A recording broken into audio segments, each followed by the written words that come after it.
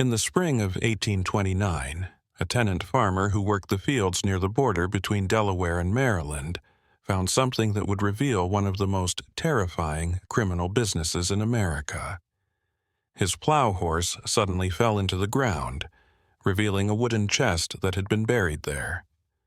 Inside were the bones of what looked like a man. His bones were yellowed with age, and his skull showed clear signs of violence. This was only the start. Over the next few weeks, police would find the bodies of at least 7 people on this property, including 3 children. All of them were killed by a woman whose name had already become a whispered terror throughout the Delmarva Peninsula, Martha Patty Cannon. Cannon ran what historians now call the Reverse Underground Railroad for almost 20 years. This network kidnapped free African Americans and escaped slaves and sold them back into slavery in the Deep South. But this wasn't just about trafficking people. Cannon was also a serial killer who killed other slave traders, witnesses, and even children when they got in the way of her business. Court records from Sussex County, Delaware, show that she was charged with 4 murders, but witnesses said the real number was more than 20. Cannon's criminal network spread far beyond her base in Delaware, reaching communities from Philadelphia to the Mississippi Delta. The discovery of those buried remains would ultimately bring down a criminal conspiracy that had been going on for more than 10 years without being caught, thanks to confusion over jurisdiction, racial bias, and the fact that most of its victims were people whose disappearances went mostly unnoticed by white society. The place where Patty Cannon built her empire of terror was perfect for crime. In the early 1800s, the area that is now Reliance was at the crossroads of 3 counties, Caroline and Dorchester counties in Maryland and Sussex County in Delaware. This location was so well thought out that criminals could literally cross county and state lines to get away from police. People called the place Johnson's Crossroads because it was so far away. The tavern there would later become the headquarters of the most famous kidnapping ring in American history. The land itself looked like it was made to hide things. There were miles of thick pine and oak forests, with only marshy areas and small clearings where lonely farmsteads dotted the landscape. The Nanticoke River ran through the area, making it possible for captives to be moved without being seen at night. The roads were mostly just paths for carts, and the nearest big towns were days away on horseback. It was a great place for someone who wanted to break the law. People who knew Martha Cannon called her Patty. She came to this borderland around 1790. Court records say she was born around 1760, maybe under the name Lucretia Patricia Hanley, but she didn't want people to know where she came from. Some stories say she was born in Canada and moved to Delaware when she was 16. It is known that she married Jesse Cannon, a local farmer who owned land near the state line. They had at least 1 daughter together and lived what seemed to be a normal life in the country. Neighbors said Jesse Cannon was a quiet man who kept to himself. He worked his small farm and grew tobacco and corn, just like many other settlers in the area. The Cannon homestead was on a small piece of land that straddled the border between Delaware and Maryland. This would be important for Patty's later crimes. The house was a simple 2-story building that was built in the style of the time, with thick wooden walls and small windows. What the neighbors didn't know was that this house, which looked like any other, would soon have secret rooms and hidden spaces where kidnapped people could hide. But there was something much darker behind this facade of normalcy. The early 1800s were a very important time for slavery in the United States. In 1808, Congress made it illegal to bring enslaved people from Africa. The growing cotton fields in Alabama, Mississippi, and Georgia needed a lot of workers, which made a lot of money for people in the U.S. A healthy adult slave, who might have cost $300 before the ban, now sold for more than $1,000 in the Deep South.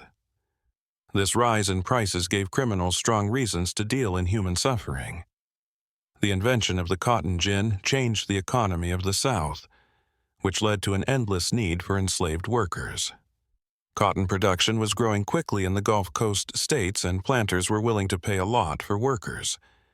Because it was against the law to bring slaves from Africa, the only way to get new slaves was from the people who lived in the country. This could happen through natural growth or by capturing free African Americans and re-enslaving them. These predators were especially dangerous on the Delmarva Peninsula. After the Revolutionary War, many owners of enslaved people set them free, either through gradual emancipation laws or individual acts of manumission. Maryland and Delaware had a lot of free African Americans who worked as farmers, artisans, and laborers. Even though these communities were legally free, they lived in fear all the time. They had no strong protectors, few legal options, and their disappearances were often not reported or investigated by white authorities who saw them as less than fully human. In the early 1800s, the legal status of free African Americans was not very stable. They weren't slaves, but they didn't have many of the rights that white people did. In most courts, they couldn't vote, sit on juries, or testify against white defendants. They could lose their freedom at any time, and they had to carry papers that proved who they were. These legal weaknesses gave criminals like Paddy Cannon chances to take advantage of them. Paddy Cannon came into this world and showed that evil doesn't care what gender you are. People who lived at the time said she was a big, strong woman who was stronger than most women. She was almost 6 feet tall, which was very tall for a woman at the time. Her neighbors said she had an intimidating presence. People said her voice was deep and commanding, and she had a reputation for getting angry and violent when people crossed her. Around 1826, her husband Jesse died in strange circumstances. Some people later said she poisoned him, making her a widow with full control over the family's property. At this point, she was already starting to make the criminal connections that would make her name synonymous with terror. In the rural border area, there were almost no police officers, and the few that were there were often corrupt or just too busy to deal with the amount of crime. The social dynamics of the area also made it easier for criminals to do business. The white population was small and often moved around. Most of them were small farmers, laborers, or people who wanted to leave their past behind in more stable areas. People didn't feel like they were part of a community, and neighbors often stayed out of each other's business, even if they thought they knew what their neighbors were up to. Cannon was able to stay hidden for so long because of this lack of interest and isolation. The change from Paddy Cannon being a widow on the frontier to a criminal mastermind began with her daughter's marriages, which would set the tone for the next 20 years. Both of the young women's husbands were slave traders. Henry Brighton, her first husband, was a blacksmith who made extra money by catching free African Americans and selling them in the South. Brighton was arrested for kidnapping in 1811 and sent to jail in Georgetown, Delaware. However, he was able to get out of jail that same year. Long before his arrest, everyone in the area knew about Brighton's criminal activities. As a blacksmith, he had good reasons to travel around the area, going to farms and towns to shoe horses and fix tools. This ability to move around easily was the perfect cover for his illegal activities. He would look for possible victims while making legitimate business calls, keeping track of which families had teenagers or young adults who could fetch high prices in southern slave markets. The ways that early kidnappers like Brighton did things were often rough but worked. They used lies, overwhelming force, and the fact that rural life is often lonely to catch their victims. One common method was to offer jobs to free African American families in faraway places. Parents who were desperate for their kids to have job opportunities would sometimes let them go with these so-called employers, only to find out too late that they had signed their kids' death warrants. The first known murder linked to the Cannon family happened after he got away. Brighton, along with Paddy Cannon and another criminal named Joseph Griffith, set up an ambush for a slave trader named Rigidell at Cannon's Tavern. The plan was simple but cruel. get the victim drunk, steal his money and slaves, and then kill the witness. Court records show that Rigidell was shot and killed while the robbery was going on. On April 13, 1813, Brighton and Griffith were finally caught and hanged, but Paddy Cannon was not charged with a crime. The murder of Rigidell was a big step up in the crime that was happening around the Cannon property. Before this happened, the family mostly helped with kidnappings and gave criminals a place to hide when they were passing through the area. The fact that Cannon was willing to kill for money showed how ruthless he would be in all of his future actions. Recent newspaper articles about the Rigidell case give unsettling information about the crime. The victim was passing through the area with a lot of cash, between $3,000 and $5,000, according to estimates, to buy slaves at local markets. He thought he was stopping at a real tavern for food and a place to stay, but he didn't know he was walking into a trap. The people who were working together to kill him gave him a lot of alcohol all night, waiting for the right time to attack. Brighton and Griffith followed Rigidell into his room when he finally went to sleep. Later, neighbors said they heard yelling and the sound of a fight, followed by a gunshot. By morning, Rigidell was dead. His money was gone, and his horses and wagon were gone. The body was quickly buried on the property, which would become a common place for murder victims to be dumped. Cannon didn't change her mind about what she wanted to do after her daughter's first husband was put to death. Instead, it seemed to improve her skills and make her more determined to build a more complex criminal organization.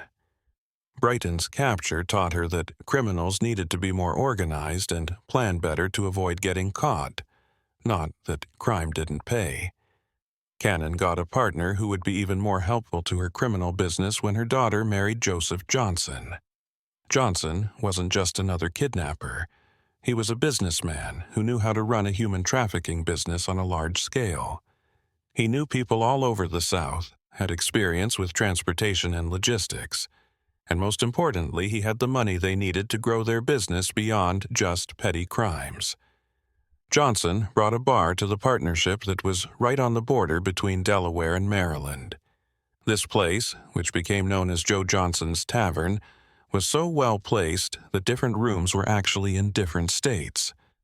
This geographic advantage let them move kidnapped people between different areas to throw off the police who were looking for them. When Delaware police showed up with warrants, suspects could just go into the Maryland parts of the building and say they were not subject to Delaware law.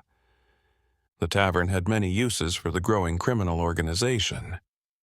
It was a real business that covered up what they were doing, made money, and explained why travelers and wagons were always coming and going on the property.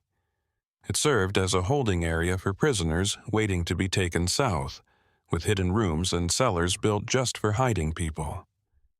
And it was a place for the criminals who worked for them to meet, a neutral place where they could make plans and split up the money. The tavern's physical layout showed that it served more than one purpose. The main floor looked completely normal, with a common room for travelers, a bar area, and rooms for paying guests. But there were cellars and tunnels under the building that had been built just for hiding kidnapped people. These underground areas had hidden entrances that made it hard to hear and escape. Chains could be attached to iron rings set into stone walls. Small ventilation shafts made sure that prisoners wouldn't suffocate while they were being held for long periods of time. The group that gathered around Cannon and Johnson was very different from other groups of the time. It had white criminals like Henry Carr, mixed-race decoys like John Purnell who went by many names, and even slaves who were forced to help catch other people. The gang was made up of people of different races on purpose. African American members could approach possible victims without raising suspicions right away, and white members handled negotiations with buyers in the Deep South. Court records say that John Purnell was a yellow man or mulatto. He was very useful to the group. Because he was of mixed race, he could easily move between white and African American communities. He had more than one identity and could act like a free person of color looking for work or a light-skinned white man doing business, depending on the situation.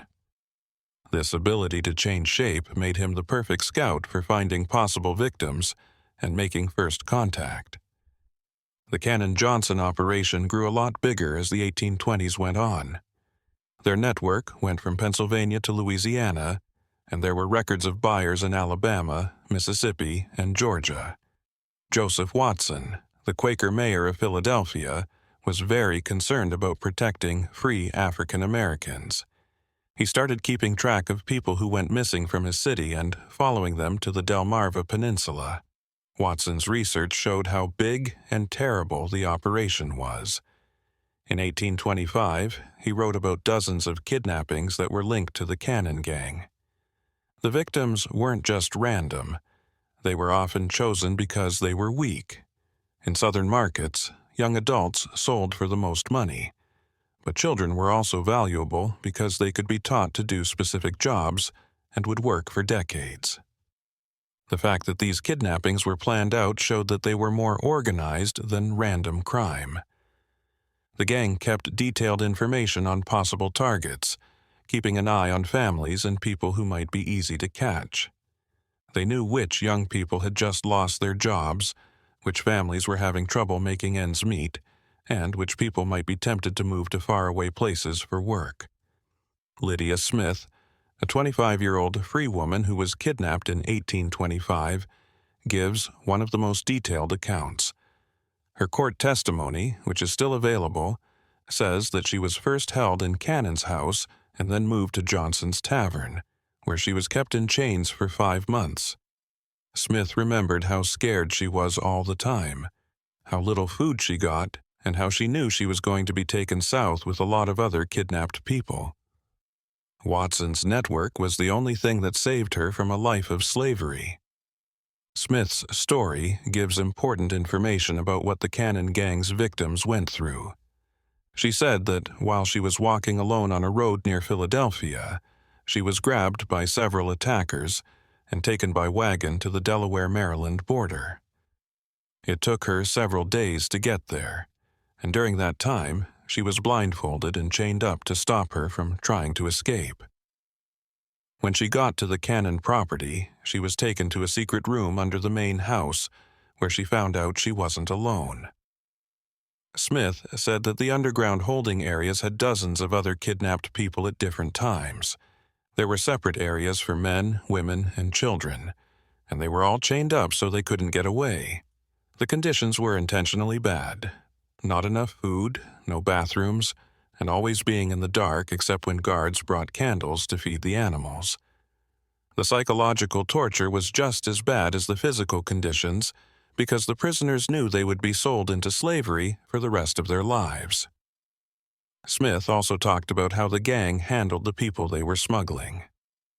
Victims were systematically stripped of any paperwork that proved they were free, and any personal items that could help identify them were destroyed.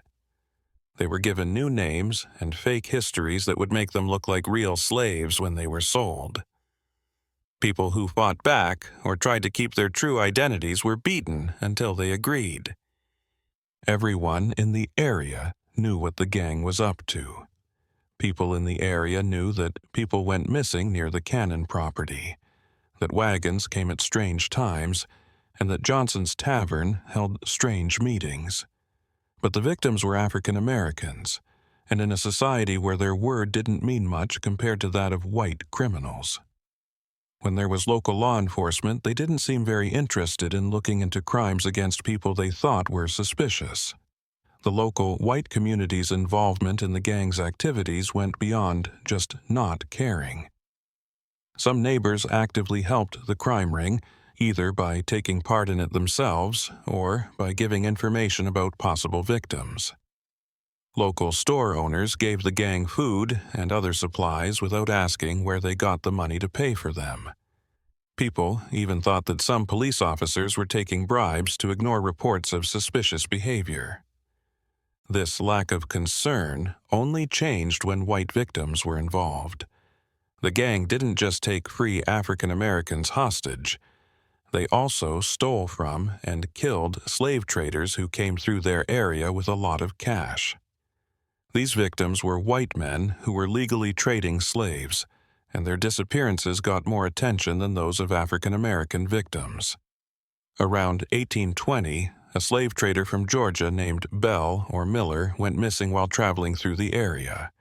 This was the first known case. This man had a lot of money with him.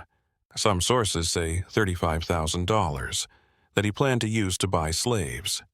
Cannon's establishment was the last place he was seen, and later his horse was found with her.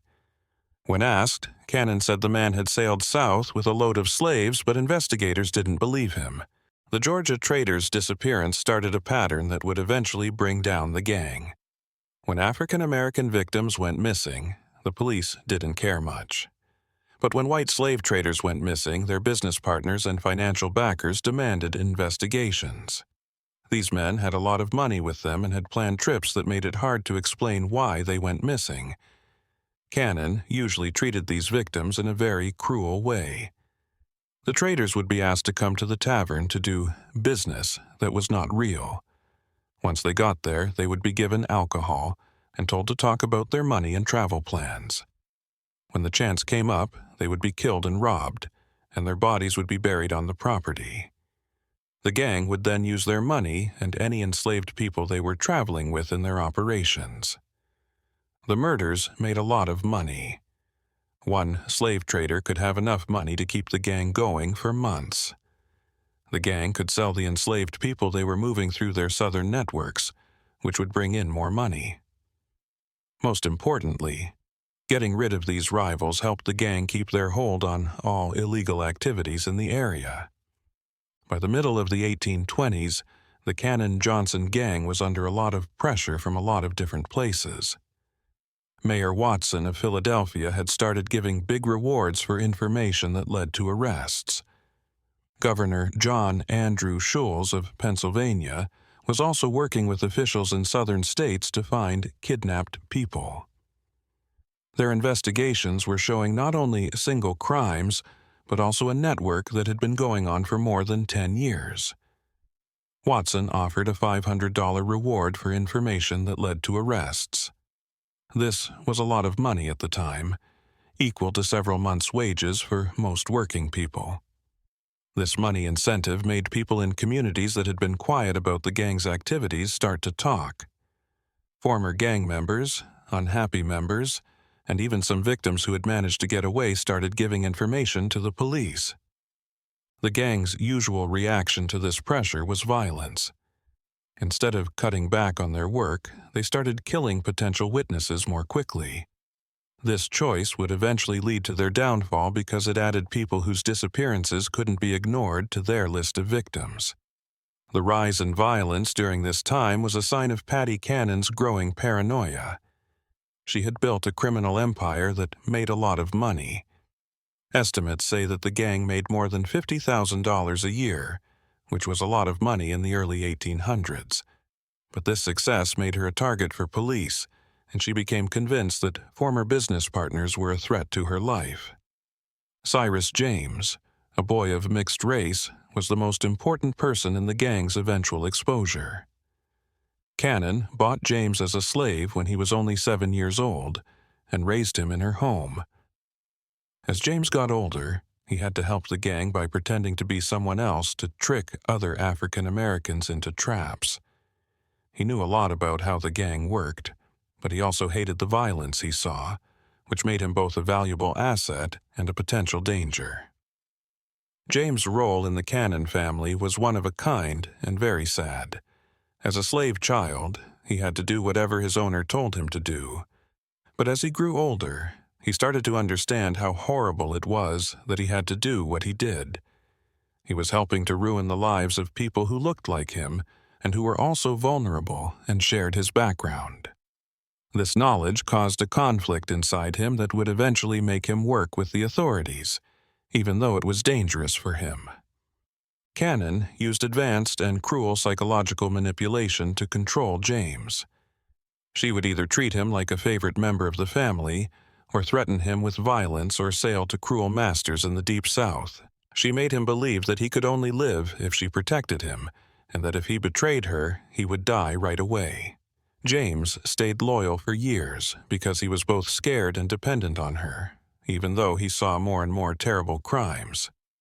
James later said that he saw Cannon kill several children on her land. In one very terrible story, he said he saw Cannon take a hurt African-American child out of the house in her apron and then never see the child again. James knew where the bodies were buried because he had to help get rid of them. James saw murders that were not random acts of violence but planned actions based on Cannon's assessment of risk and profit. Instead of getting medical care, sick or hurt children were killed because it would have cost too much and drawn unwanted attention. Young people who were hard to control or who kept insisting on their freedom were removed as possible troublemakers. Cannon would sometimes kill babies born to kidnapped women if he thought they would be more trouble than they were worth. The gang's downfall started with how they treated other slave traders. The illegal human trafficking trade was very competitive, and Cannon's gang had a reputation for killing their rivals to steal their money and their human cargo. This practice sped up as real police pressure grew. Dead slave traders couldn't talk about what it was like to work with the gang. Cannon's decision to step up their violence against white victims showed how desperate she was getting and how wrong she was about what would happen as a result of her actions. She thought she was untouchable because she had been getting away with it for so long. She thought that the same would happen to white victims because the murder of African Americans hadn't gotten any serious police attention. This belief would end her criminal business in death. The bodies started to show up in early 1829. A tenant farmer was plowing a low-lying area that Cannon owned and had just cleared of brush when his horse fell into what turned out to be a grave. Authorities said that the human bones he found inside a wooden chest belonged to a Georgia slave trader who had been missing for almost 10 years. This discovery led to a planned search of the property that would find several burial sites. The farmer who found it first was working on land that Cannon had rented out to make extra money. People hadn't used the area before because it flooded easily, but the dry weather made it good for farming. At first, the farmer thought he had run into a natural dip in the ground, or maybe an old well when his plow horse suddenly sank. He didn't realize he had found something much worse until he started digging to free his horse. The wooden chest that held the bones was in great shape, which suggests that it had been buried not long ago, even though the bones were decades old. The chest itself looked like it had been made just for hiding a body, since it was the right size for a human body. The amount of planning that went into the burial showed that it wasn't a quick way to hide a crime. It was part of a methodical way of getting rid of bodies that had been improved over years of practice. The discovery of the first body in early 1829 set off a series of events that would eventually bring Paddy Cannon's criminal empire to an end. Delaware police got search warrants and started a full investigation of all properties linked to the Cannon-Johnson gang. They did this with help from police in Maryland. What they found was worse than they had feared. Sheriff Joseph Houston of Sussex County, Delaware, was in charge of the investigation. He worked with officials from Maryland and the Pennsylvania governor's office. This approach, which involved multiple jurisdictions, was new for the time and showed that more and more people were realizing that the Cannon gang's actions crossed state lines and needed a coordinated law enforcement response. Authorities got search warrants that were very broad, which let them dig up any part of the Cannon properties where bodies might be hidden.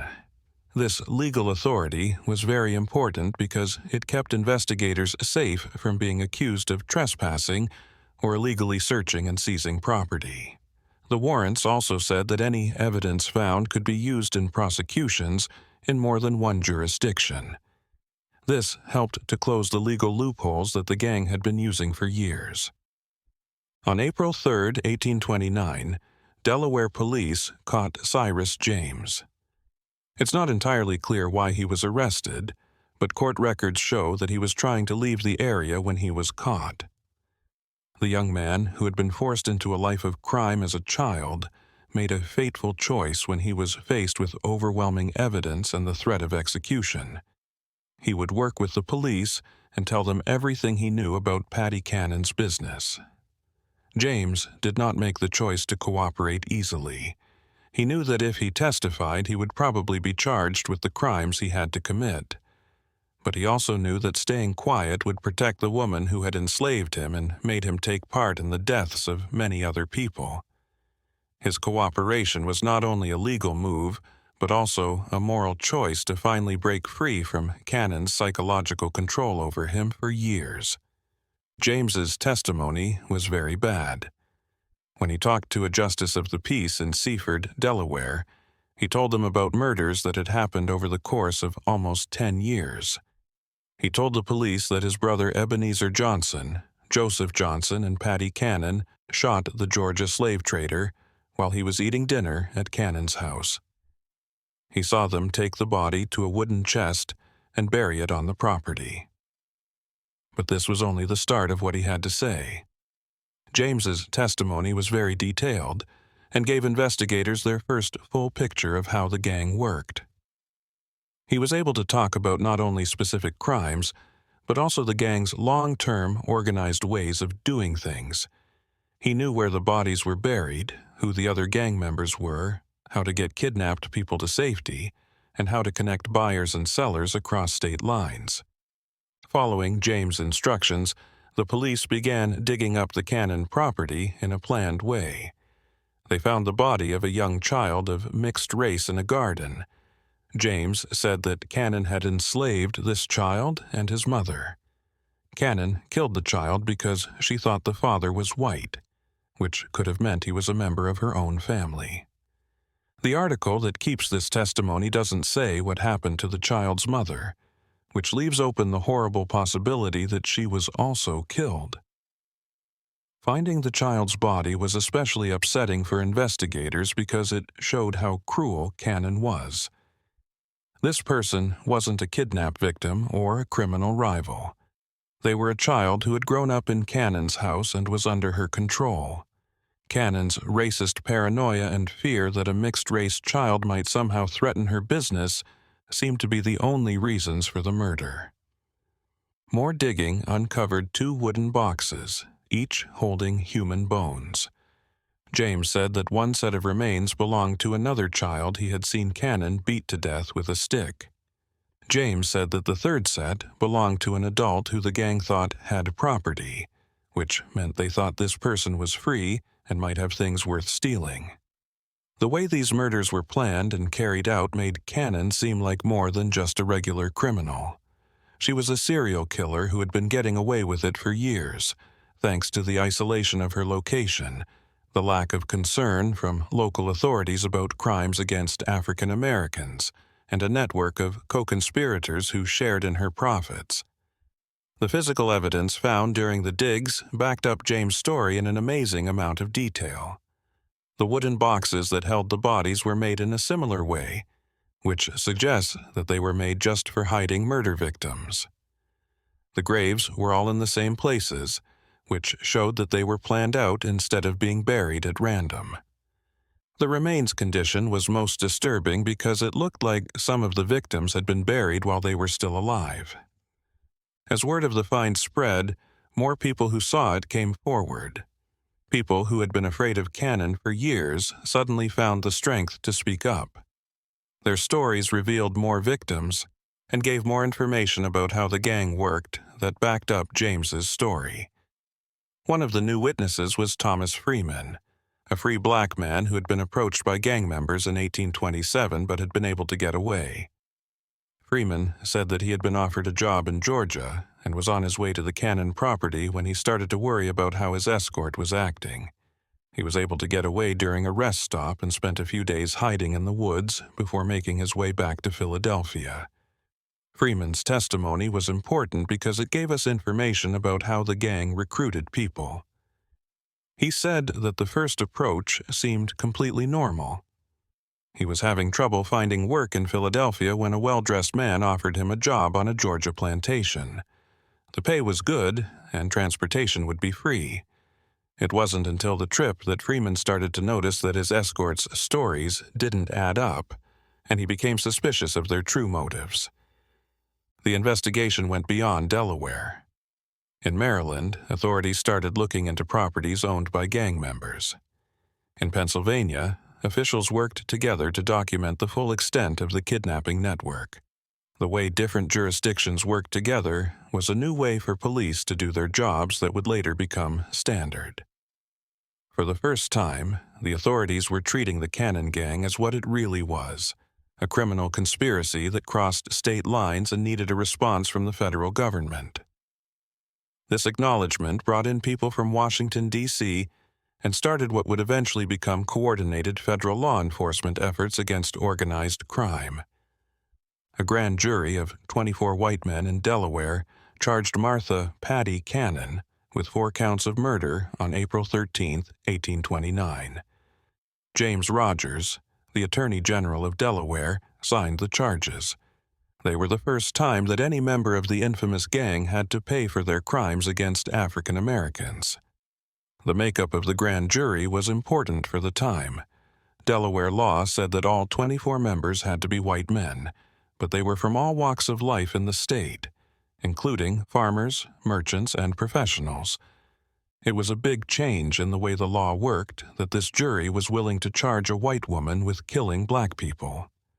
This was mostly because of the strong evidence and the fact that the crimes happened in more than one state. The charges were very specific for the time. On April 26, 1822, Cannon was charged with killing a baby girl, a baby boy, an adult man, and a black boy. On June 1, 1824, he was charged with killing a black boy. There was a lot of evidence against her, and each charge could have led to the death penalty. The fact that these charges were so specific showed how well the authorities had done their job.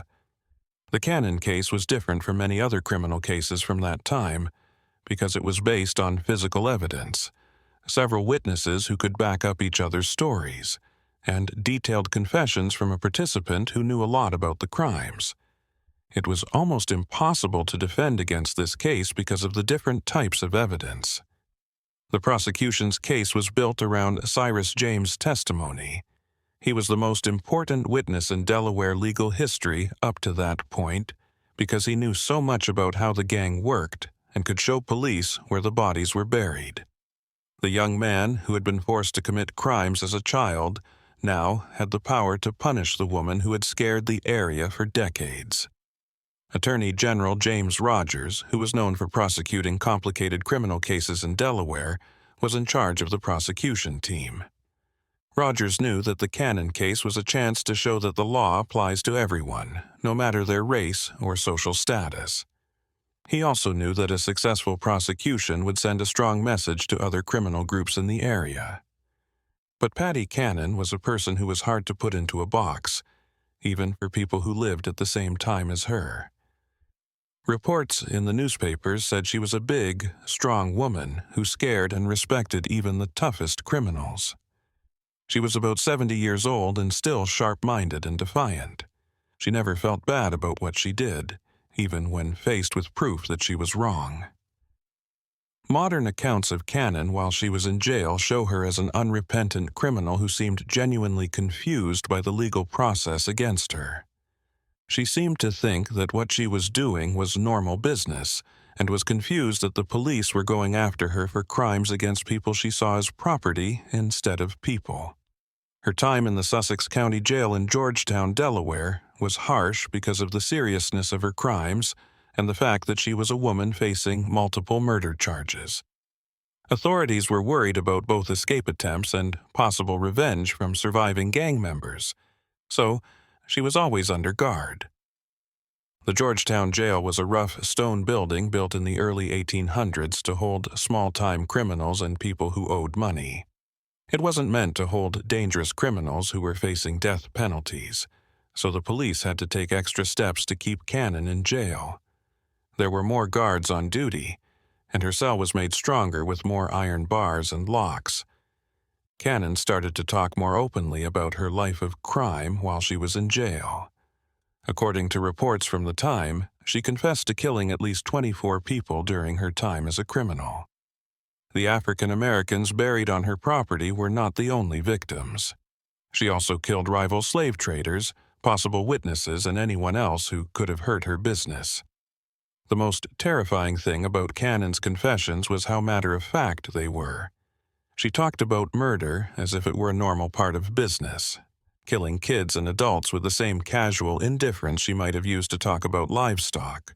Even tough law enforcement officers who had seen the worst of frontier violence were shocked by her apparent lack of a moral conscience. Cannon's confessions gave the police information about crimes that went far beyond the ones she was charged with. She talked about murders that happened as far back as the early 1810s, kidnappings that had hundreds of victims, and a criminal network that spread across several states. These new facts backed up what investigators had thought all along, that the crimes found on her property were only a small part of what the gang did. The legal proceedings moved along at an unusually fast pace for the time. The strong evidence and public demand for justice made it possible for a quick trial and resolution. According to court records, Cannon was supposed to go to trial a few weeks after being charged, and if she was found guilty, she would be put to death soon after. The prosecution's plan was simple: show the physical evidence, let Cyrus James and other witnesses testify, and let the jury come to the obvious conclusion that Cannon was guilty of killing more than one person. The defense, such as it was, could only ask for mercy based on Cannon's age and gender. However, most people didn't think these arguments would work because the crimes were so horrible. The trial was set to start in late May 1829, and the week before that, the jury was supposed to be chosen. It was expected that legal experts from all over the region would come to see the case, which was one of the biggest criminal cases in Delaware history. Newspapers in cities as far away as Philadelphia and Baltimore were going to cover the trial in depth. The legal case against Patty Cannon would never end as planned. About 3 weeks before her scheduled execution on May 11, 1829, jail guards found her dead in her cell. The official cause of death was suicide by poison, but the details are still not clear. Some stories say that people who cared about her brought her arsenic, while others say that she had been hoarding medicine for weeks. The discovery of Cannon's body sent shockwaves through the Georgetown jail and the whole community. Guards, who were doing their regular morning rounds, found her dead on the floor of her cell. She had apparently died sometime during the night. There were no signs of a fight or violence, and the cell door was still locked from the outside. The only proof of what had happened was a small vial found hidden in her clothes. Later tests showed that it had arsenic in it. Investigators never fully figured out how Cannon got the poison, which was still a mystery. By today's standards, the jail's security measures weren't very strict, and visitors weren't thoroughly searched before meeting with prisoners. It was possible that someone who cared about her smuggled the poison to her during one of these visits, but no one was ever named as the person who did it. Some people at the time thought that Cannon had been planning to kill herself since the day she was arrested. She had seen her daughter's first husband die, so she knew exactly what would happen to her if she was found guilty. She chose to die on her own terms instead of facing the public shame of execution. She kept control of her fate until the very end. The victims' families couldn't get the satisfaction of seeing justice done because she died, but her death also ended one of the most organized criminal businesses in early American history. The Reverse Underground Railroad, which had been running along the Delmarva Peninsula for almost 20 years, came to an end with Cannon's death, according to court records. Things were very messy right after Cannon died. Authorities had been getting ready for what they thought would be the biggest criminal trial in Delaware history. Her suicide left them with unanswered questions about the full scope of her criminal network. The investigation into her actions went on for several months, but without her testimony, many details about how the gang worked were still unclear. The fates of her remaining co-conspirators were different. Joseph Johnson, her son-in-law and main partner, had run away to Alabama or Mississippi before the investigation started. Ebenezer, his brother, also fled to the Deep South, where they probably kept doing illegal things that Delaware police couldn't reach. Local police made half-hearted attempts to catch them, but the problems with jurisdiction and the long distances involved made it unlikely that they would be able to prosecute them. Cyrus James was the only one left to face justice. He was a slave who had been forced to commit crimes. His cooperation with the police led to his freedom instead of his death. The Delaware courts knew that James had been forced to join the gang, and that his testimony had been very important in finding out about the crimes. They set him free and promised to keep him safe from retaliation. One of the few good things that came out of the whole sad event was what happened to James after the trial. Abolitionists helped him move to Pennsylvania, where he could start a new life and build a new identity.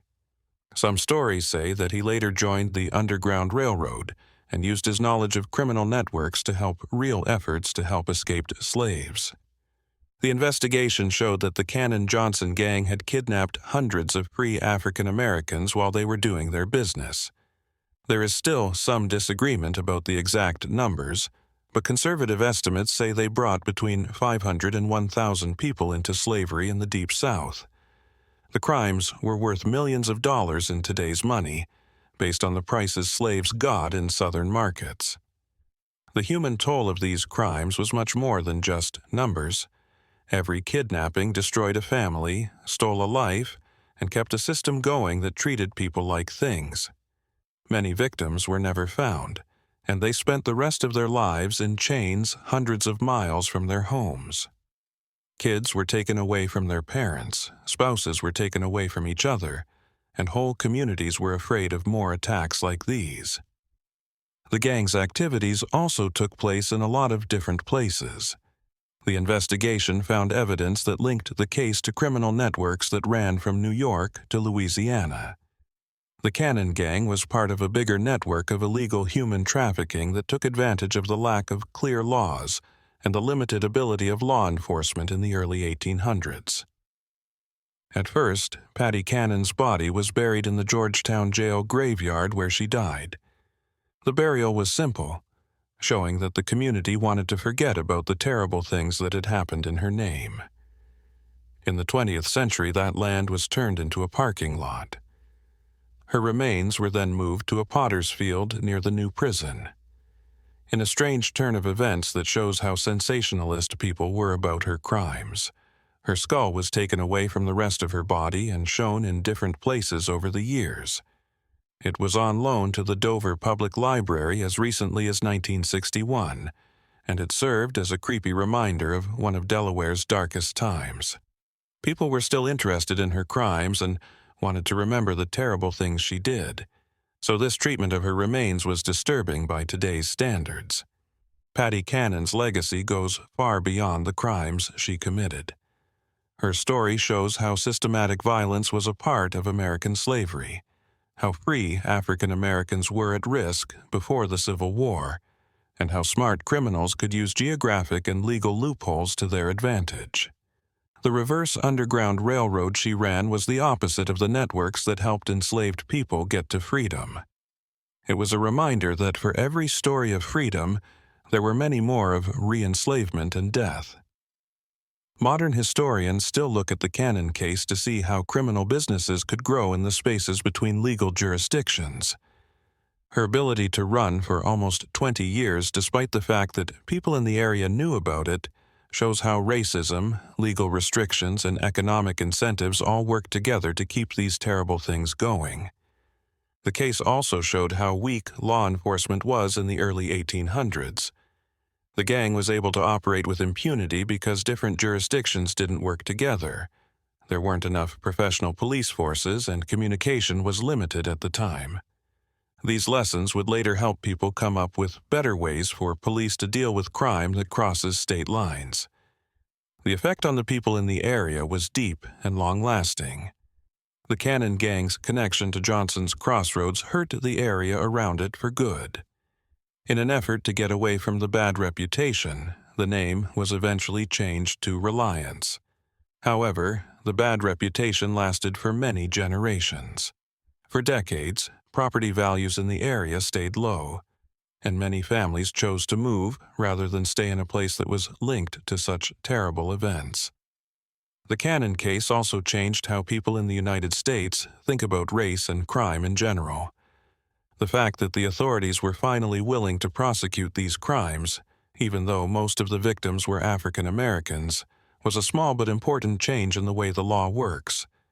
This change was small and short-lived, but it showed that everyone, no matter what race they were, deserved legal protection.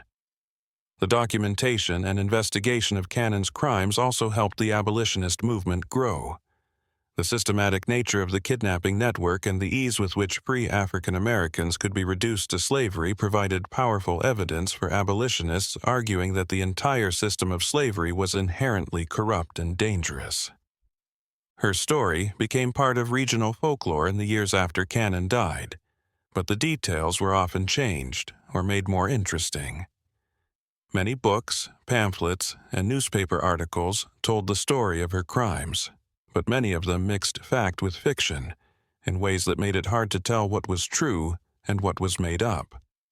The most well-known of these was George Alfred Townsend's 1884 novel The Entailed Hat, which was based on Cannon's story and told a melodramatic story of crime on the frontier. For decades, people were morbidly fascinated by the place where the first Cannon house stood. People would come from far away to see where the crimes took place, and locals started a small business giving tours and selling souvenirs. People were still interested in the site long after the original house was torn down in 1948.